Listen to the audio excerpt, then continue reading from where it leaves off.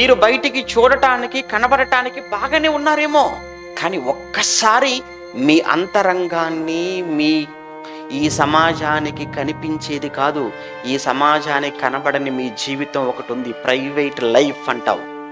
మీరు బయటికి కనిపించే జీవితం ఒకటి మీది, కానీ మీ పర్సనల్ మీ వ్యక్తిగత జీవితం మరొకటి అన్న సంగతి మీకు తెలుసు.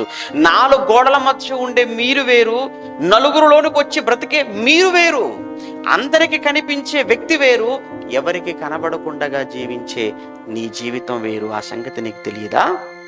అందరిలో ఉన్నప్పుడు మాట్లాడే మాటలు వేరు, నువ్వు ఒంటరిగా ఉన్నప్పుడు మాట్లాడే మాటలు వేరు. మనిషి ముందు మాట్లాడే మాట వేరు, మనిషి వెనక మాట్లాడే మాట వేరు. నీ గురించి నీకు తెలియదా? తెలుసు. ఏం తెలుసు?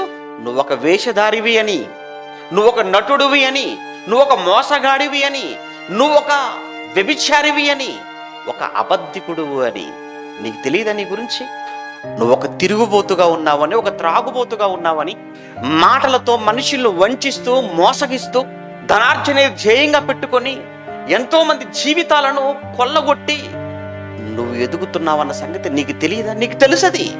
భర్తను మోసం చేసేవాళ్ళు, భార్యను మోసం